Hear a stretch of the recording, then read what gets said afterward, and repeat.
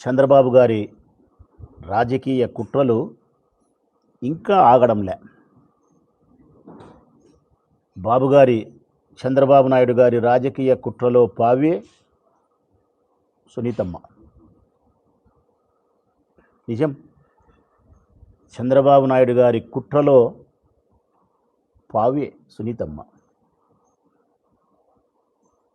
సునీతమ్మ గారు నిన్న ప్రెస్ మీట్ పెట్టి సుమారు 50-55 నిమిషాలు మాట్లాడినారు. డిస్ప్లే చేసి ఒక సిబిఐ అధికారులు ఇన్వెస్టిగేషన్ చేస్తే ఏ ఏ ప్రామాణికాలను పరిగణలోకి తీసుకొని ఎట్లా వ్యక్తపరిచినారు. ఆమె సారాంశం మాటల్లో ఏంటంటే తన తండ్రి హత్యకు సంబంధించి ఎవరు చేసినారు, ఎవరు చేయించినారు, ఎందుకు చేసినారు, ఇది ఆమె సారాంశం. ఆమెకు అవసరమైంది. ఆమె సిబిఐ నుంచి కోరుకుంటాండేది, న్యాయస్థానం నుంచి ఆమె ఆశిస్తాండేది నా తండ్రిని హత్య ఎవరు చేసినారు. ఎవరు చేసినారంటే దానికి ప్రత్యక్షంగా ప్రపంచానికంతా తెలిసిన నిజమే ఉంది. ఎవరైతే హత్య చేసినారో వివేకానంద రెడ్డి గారి ఇంట్లోకి పోయి రాత్రంతా ఉండి ఆయనను బాధించి హింసించి చంపేసినారో వారే పోలీసులకు సిబిఐకి సిట్టుకు ఇచ్చిన వాంగ్మూలం ఆధారంగా పత్రికలు రాసిన కథనాల ప్రకారము, లేకుంటే సునీల్ యాదవ్ బహిరంగంగా అంగీకరించి అప్రూవర్గా మారి సిబిఐకి ఇచ్చిన స్టేట్మెంట్ ఆధారంగా యావత్ ఈ తెలుగు రాష్ట్రాలలో ఉండే ప్రతి తెలుగువానికి ఎవరు హత్య చేసింది తెలుసు. ఇక ఆమెకు రావాల్సిన సమాధానం ఎవరు హత్య చేసినారనేది వచ్చింది. వెనకల ఎవరుండి చేయించినారు, ఎందుకు చేయించినారు అనేది ఆమె ప్రశ్న. ఎస్, నేను కూడా సునీతమ్మ గారిని అదే అడుగుతా ఉన్నా.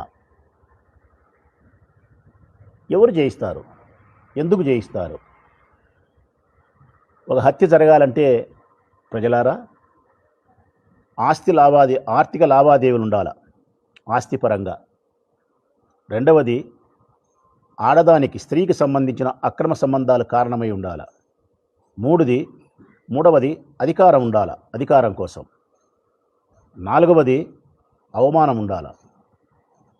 ఈ 4 కారణాల చేతనే ఒక మనిషి విచక్షణ జ్ఞానాన్ని, మానవత్వాన్ని కోల్పోయి స్వలాభం కోసం, మానసిక సంతృప్తి కోసం హత్య చేస్తాడు. ఇది అనాగరికులు ప్రవర్తించే తీరు. ఒక్కసారి ప్రజలను ఆలోచించమని కోరుతా ఉన్నా నేను. ఈ 4 ఏ ఒక్క కారణమైనా జగన్మోహన్ రెడ్డి గారికి, భారతమ్మ గారికి సంబంధించినదా అని అడుగుతా ఉన్నా నేను. హత్యకు మోటివ్ ఆస్తికి సంబంధించి లావాదేవీలు లేవు. జగన్మోహన్ రెడ్డి గారి పినతండ్రికి తనకు సంబంధించిన ఆర్థిక లావాదేవీలు, ఆస్తి పంపకాలే లేవు. ఇక రెండవది అక్రమ సంబంధాలు. స్త్రీకి సంబంధించిన అక్రమ సంబంధాల పాయింటే ఇక్కడ జగన్ దగ్గర ప్రస్తావించాల్సిన అవసరం లేదు. ఇక మూడవది అవమానం. జగన్మోహన్ రెడ్డి గారి పినతండ్రి గారికి చేసిన అవమానం ఏమీ లేదు, అవమానం చేయాల్సిన అవసరమూ లేదు. తన తండ్రి తర్వాత తన తండ్రితో సమానంగా భావించినాడు. అంతటి స్థాయిని, అంతటి గౌరవాన్ని, అంతటి అధికారాన్ని ఆయనకి ఇచ్చినాడు. అది మా అందరికీ తెలుసు, సమాజానికి తెలుసు. ఇక నాలుగవది ముఖ్యమైనది, మనం రాజకీయ కుటుంబాలలో ఉండాం కాబట్టి అధికారం, పవర్. వివేకానంద రెడ్డి గారు జగన్మోహన్ రెడ్డి గారికి అధికారం ఇచ్చే స్థితిలో లేరు. జగన్మోహన్ రెడ్డి గారే సొంత పార్టీ పెట్టుకున్నారు, విపరీతమైనటువంటి ప్రజాదరణ కలిగి ఉన్నాడు. వివేకానంద రెడ్డి గారికైనా, మాలాంటి వారికైనా అధికారాన్ని, ఒక హోదాను, స్థాయిని ఇవ్వగలిగిన స్థితిలో ఆయన ఉన్నాడు. మరి అధికారం కోసం పినతండ్రిని చేయాల్సిన అవసరము లేదు, ఆస్తి కోసము సంబంధమే లేదు, అక్రమ సంబంధం స్త్రీ అనేది ఇక్కడ ఉత్పన్నమే కాదు, అవమానం అనేది లేదు. మరి దేనికి చేస్తాడమ్మా?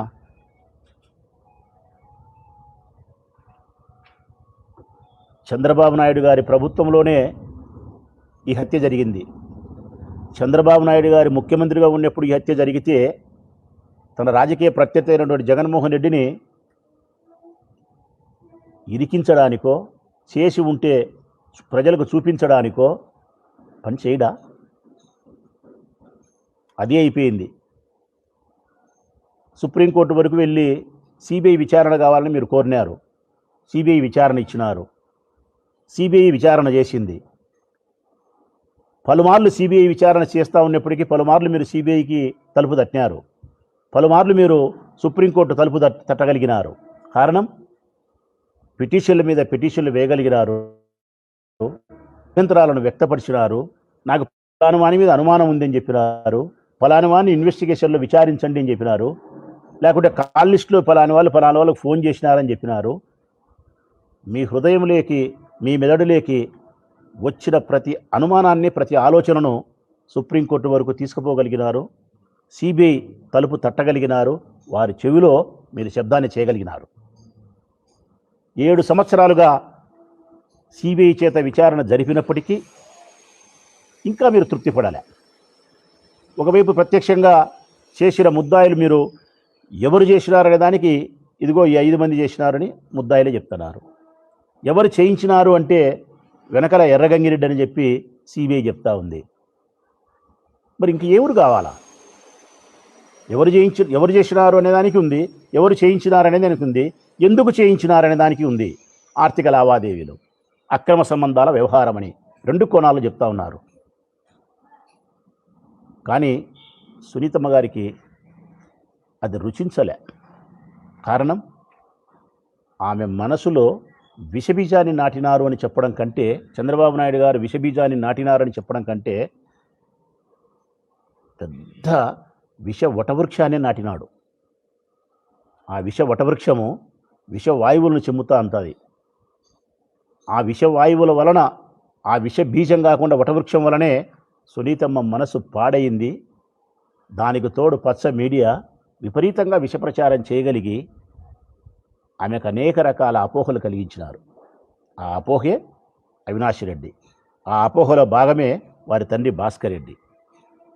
పోనీ అంతటితో ఆగిందా? ఆగలే. భాస్కర్ రెడ్డిని జైలుకు పంపించేంత వరకు, అవినాష్ రెడ్డి గారిని ముద్దాయం చేసేంత వరకు సునీతమ్మ ప్రయత్నం కొనసాగించింది. చివరకు అవినాష్ రెడ్డి గారిని ముద్దాయి చేసినది చంపినాడని కాదు, చంపించినాడని కాదు, చంపిన వాళ్ళకు డబ్బిచ్చినాడని కాదు, సాక్ష్యాలను ధ్వంసం చేసినాడని, అక్కడ రక్తపు మరకలు తుడుస్తూ ఉంటే ఆపలేదని. వాస్తవానికి అవినాష్ రెడ్డి గారికి ఫోన్ చేసి వివేకానంద రెడ్డి గారి యొక్క మరణం యొక్క సమాచారాన్ని అందించినది స్వయానా వివేకానంద రెడ్డి గారి బావమరిది శివప్రకాష్ రెడ్డి, అంటే సునీతమ్మకు మేనమామ. మరి సునీతమ్మ మేనమామ ఫోన్ చేసినప్పుడు శివప్రకాష్ రెడ్డిని అనుమానించలేదు. కానీ ఎక్కడో జమ్మలమడుగు పర్యటనలో ఎలక్షన్ క్యాంపెయిన్లో ఉండే అవినాష్ రెడ్డి ఇంటికి వస్తే అక్కడ ఏ విధంగా చనిపోయినాడంటే, నాయనకు గుండెపోటు వచ్చి బాత్రూంలో పడి చనిపోయినాడు, దెబ్బ తగిలిందని చెప్తే ఆ రక్తమురలు తుడుచుకుంటూ ఉంటే ఈయన పోలీస్ స్టేషన్కు ఫోన్ చేసి సంబంధించిన సిఐకి సమాచారం అందించినప్పటికీ కూడా ఇంకా సాక్ష్యాలను ధ్వంసం చేసినారని చెప్పి మీరు ఆయన మీద అభియోగం మోపగలిగినారు. 70-75 సంవత్సరాల వయసులో భాస్కర్ రెడ్డి గారు జైలు జీవితాన్ని అనుభవించిన, ఈ కేసుతో సంబంధం లేని చాలామంది ఇప్పటికీ జైల్లో మగ్గుతూ ఉన్నా సునీతమ్మకి ఇప్పుడు కూడా ఇంకా మనసు చల్లబడలే. కారణం, ఆమె మనసు చల్లబడాలంటే చంద్రబాబు నాయుడు గారి ఉద్దేశం ప్రకారము, వారు కల్పించిన అపోహ ప్రకారము జగన్మోహన్ రెడ్డి గారిని, భారతమ్మ గారిని సిబిఐ విచారణకు పిలిపించాలా, విచారణ చెయ్యాలా. ఆ విచారణలో వీరిని ముద్దాయిలు చేసినప్పుడే ఆ అమ్మకు తృప్తి. ఇంకా కరెక్ట్గా చెప్పాలంటే సిబిఐ కరెక్ట్గా పనిచేసిందని ఆమె ఎప్పుడు చెప్తుందంటే, నాకు న్యాయస్థానంలో సక్రమైన మేలు జరిగింది, సిబిఐ కరెక్ట్గా ఇన్వెస్టిగేషన్ చేసిందని ఎప్పుడు చెప్పగలుగుతుందంటే సునీతమ్మ గారు భారతమ్మ గొడ్డలి అందించి వివేకానంద రెడ్డి గారిని చంపు అంటానే జగన్మోహన్ రెడ్డి ఒక్క వేటుగా ఆయన తల నరికినాడని చెప్పి సిబిఐ విచారణలో చెప్పగలిగితే గన అప్పుడు సిబిఐ బెస్ట్ ఇన్వెస్టిగేషన్ సంస్థ. జగన్ను విచారించాల్సిన అవసరం లేదు, భారతమ్మ గారిని విచారించాల్సిన అవసరం లేదు, సాక్ష్యాలు ఆధారాలు ఏమాత్రం లేవు, ఇక్కడ ఆ మోటివే లేదు. ఇక ఇది కేసు దర్యాప్తు చేయాల్సిన అవసరం లేదు, కొత్తగా ముద్దాయిలు చేయాల్సిన అవసరం లేదని చెప్పి సిబిఐ చెబితే సిబిఐ మంచిది కాదు, సుప్రీంకోర్టు చెప్తే మంచిది కాదు. ఇది సునీతమ్మ యొక్క ఆలోచన విధానం. సునీతమ్మ తన తండ్రి యొక్క మరణాన్ని, హత్యను ప్రపంచానికి చెప్పాలని, ఇది సహజ మరణం కాదు హత్య అని చెప్పి చెప్పాలని, ఆ హత్య ఎవరు చేసినారో ప్రపంచానికి తెలియజేయాలని, ఆ హత్య చేసిన వారు చేయించిన వారిని న్యాయస్థానం ద్వారా శిక్ష వేయించాలా, ఇది బిడ్డగా ఆమె బాధ్యత. కూతురుగా ఆమె బాధ్యతను సగటు మనిషిగా రాచమల్లు లాంటి మనుషులు అందరూ స్వాగతిస్తారు, నేను కూడా స్వాగతిస్తాను. కానీ దురదృష్టం ఇక్కడ ఏంటంటే చంద్రబాబు నాయుడు గారి పుణ్యమా అని, పచ్చ మీడియా పుణ్యమా అని సునీతమ్మ గారి ఆలోచనలు బిడ్డగా తన బాధ్యతను నిర్వర్తించే స్థాయిని, పరిధిని దాటి నేరం చెయ్యని వారిని, నిరపరాధులను కూడా జైళ్లల్లో మగ్గబెట్టే స్థాయికి కక్ష సాధింపుగా, అక్కసగా, అపోహతో కేవలం అపోహతో నిరపరాధులు సైతం జైళ్లల్లో మగ్గదీయాలనేంత స్థాయికి ఆమె పోయింది. ఇదే మా దురదృష్టం. ఎన్నో విషయాలను జగన్మోహన్ రెడ్డి గారి కుటుంబం ఈ హత్యకు సంబంధించిన ఎన్నో విషయాలు వాళ్ళు చెప్పడానికి అవకాశం ఉన్నా కానీ చెప్పలేకపోవడానికి, మీడియా ముందుకు రాలేకపోవడానికి కారణం తన పినతండ్రి యొక్క మర్యాదకు భంగం కలిగించకూడదని, తన పినతండ్రి తన కుటుంబానికి సంబంధించిన పరువును బజార్లోకి ఈడ్చుకోకూడదని, ఎన్నో విషయాలు చెప్పాల్సి వస్తే వారి కుటుంబం యొక్క పరువు పోతుంది పినతండ్రికి సంబంధించి అని చెప్పి వాళ్ళు మౌనంగా ఉండడమే వారు చేసిన తప్ప అనిపిస్తుంటుంది నాకైతే. ఎంతసేపు సునీతమ్మ ఈ దిశగా సిబిఐ విచారణ చెయ్యలేదు అని మాట్లాడుతూ ఉంది. అర్జున్ రెడ్డి అంటది, భరత్ యాదవ్ అంటది, సునీల్ యాదవ్ అంటది, ఇంకోటి. మరి ఎందుకు మరొక దిశగా కూడా ఆలోచన చేయకూడదు ప్రజలారా? ఆ మరొక దిశే వివేకానంద రెడ్డి గారికి మరొక ముస్లిం వనితతో సహజీవనము, సంబంధం కలిగి ఉండడం, వారిరువురి సంబంధం ఫలితంగా కుమారుడు జన్మించడం, ఆయన ఎంతో సన్నిహితంగా ఆ ముస్లిం వనితతో, ఆ కుమారునితో ఉండడం, అది తెలిసిన కుటుంబ సభ్యులకు బాధ, కోపం కలగడం మీకే కాదు ఎవరికైనా కలుగుతుంది. తన తండ్రి ఈ వయసులో పరాయి స్త్రీతో సంబంధాన్ని కలిగి సంతానాన్ని కలగలిగితే, వారితో దగ్గరగా ఉంటే, ఆస్తిని వాళ్ళకు రాపిచ్చే ప్రయత్నమో, ప్రేమను పంచే ప్రయత్నం చేస్తే ఏ కుటుంబ సభ్యులకైనా కోపం వస్తుంది, బాధ కలుగుతుంది. అందులో భాగంగా ఆ ముస్లిం వనితతోనూ మీకు అనేక రకాల విభేదాలు పొడజూపినాయని, చాటింగ్ల ద్వారా మాట్లాడుకున్నారని, మరి ఎందుకు ఈ దిశగా సిబిఐ విచారణ చేయలే? ఈ దిశగా సిబిఐ విచారణ చేసినప్పుడు ఎన్నో విషయాలు వెలుగులోకి వచ్చేదానికి, మీరు కూడా ముద్దాయలేదానికి ఆస్కారం ఉందనే ప్రశ్న ఇక్కడ ఉత్పన్నమవుతుంది. మీ భర్త మీరు మరి ఆ దిశగా మేమెవరూ ప్రశ్నించలేదు కదా. కారణం కుటుంబ గౌరవాన్ని, మర్యాదను బజారుకి ఈడ్చుకోవడం అనేది ఇష్టం లేదు. కుటుంబ సభ్యుల మధ్య అంటే వివేకానంద రెడ్డి గారికి వారి కుటుంబ సభ్యులకు ఈ కారణం చేత మాటలు కూడా లేని పరిస్థితి ఉందని, వివేకానంద రెడ్డి గారి యొక్క చెక్ పవర్ను కూడా, ఆర్థిక లావాదేవీల యొక్క అధికారాన్ని పూర్తిగా వాళ్ళు రద్దు చేసినారనేది కూడా ఒక వార్త ఉంది. మరి ఇవన్నీ కారణాల చేత ఎందుకు ఆ దిశగా సిబిఐ విచారణ లోతుగా జరపలేదనేది కూడా ఆ ప్రశ్న. చివరకు ఈ కేసు విచారణ చేస్తున్న దర్యాప్తు సంస్థను కూడా చంద్రబాబు నాయుడు గారు చేతుల్లోకి తీసుకొని తను కోరుకున్న వ్యక్తులను ఇరికించాలనే ప్రయత్నం, జగన్ను, భారతమ్మను ఇరికించాల. నేను అడుగుతా ఉన్న ప్రజలను, వినయపూర్వకంగా అడుగుతా ఉన్న ప్రజలను ఒక్కసారి ఆలోచించమని. జగన్మోహన్ రెడ్డి గారికి, భారతమ్మ గారికి వివేకానంద రెడ్డి గారిని చంపించాల్సినటువంటి అవసరం ఏమైనా ఉందా? ఏమి లాభం? ఒకే నా సూటి ప్రశ్న. ఆస్తి, అధికారమా, అవమానమా, ఆడదే. ఏమి లాభం? రెండవది వారి మనస్తత్వం అదే. జగన్మోహన్ రెడ్డి గారిది భారతమ్మది అటువంటి మనస్తత్వమా? రాజశేఖర రెడ్డి గారు తన తండ్రి రాజారెడ్డిని హత్య చేసిన వాళ్ళ విషయంలోనే తిరిగి పగా ప్రతీకారం తీర్చుకోలే. స్వేచ్ఛగా వారు ఈరోజు వేములలో తిరుగుతూ ఉన్నారు. మరి జగన్మోహన్ రెడ్డినా ఆ దిశగా ప్రయాణం చేసినాడా? చేయలే. జగన్మోహన్ రెడ్డి గారి సిద్ధాంతం ఇది కాదు. హింసను ప్రేరేపించే సిద్ధాంతం కాదు ఆయనది. తన రాజకీయ ప్రత్యర్థులను, రాజకీయ శత్రువులను ఫిజికల్గా, భౌతికంగా తుదమిట్టించాలన్న ఆలోచన ఆయన కలలో ఇలలో కూడా రాదు. ప్రజలారా, దగ్గరగా ఉండే మనుషులుగా చెప్తా ఉన్నాం మేము. కలలో ఇలలో కూడా ఉండదు ఆయనకు. ఆయన సిద్ధాంతం ఒకటే, తన రాజకీయ ప్రత్యర్థులను, తన రాజకీయ శత్రువులను హింసించడం అంటే ఏమిటి తెలుసునా? ఆయన వారిపై విజయం సాధించడం, గెలవడం, అధికారంలోకి రావడం, ప్రజలిచ్చిన అధికారాన్ని పురస్కరించుకొని ఈ ఆంధ్రప్రదేశ్ రాష్ట్రాన్ని శస్యశ్యామలం చేయడం, బడుగు బలహీన పేదరిక వర్గాలకు సంబంధించిన అందరికీ, ఈ సమాజంలోని అన్ని వర్గాల వారికి మేలు చేయడం, కొత్త సంస్కరణలు ప్రవేశపెట్టడం, అనేక రకాలుగా మేలు చేసి ఈ రాష్ట్ర ప్రజల చేత కీర్తించబడడం, తను మరణించిన తర్వాత ఈ రాష్ట్రంలోని ప్రజల హృదయాలలో తన తండ్రి కంటే గొప్పగా తన రూపం మిగిలిపోవాలన్నది ఆయన కాంక్ష. ఇది సాధించి తన రాజకీయ ప్రత్యర్థులను బాధించే ప్రయత్నం చేస్తాడు తప్ప తుదమిట్టిచ్చే ప్రయత్నం చేయడు. ఇక భారతమ్మ, నేను అడుగుతా ఉన్నా, నా భార్య నాకు చెప్తుందే హత్య చేయమని. ఈ రాష్ట్రంలో ఉండే స్త్రీలను అడుగుతా ఉన్నా నేను, అమ్మలారా, మీరెవరైనా మీ భర్తకు చెప్తారా పలానోని హత్య చేయని చెప్పి? ఆవేశంతోనో అనాలోచితంతోనో మీ భర్త ఎప్పుడైనా అటువంటి దిశగా హింస వైపు ప్రయాణం చేస్తే సగటు స్త్రీ నివారిస్తుంది. మరి భారతమ్మ సగటు స్త్రీనా?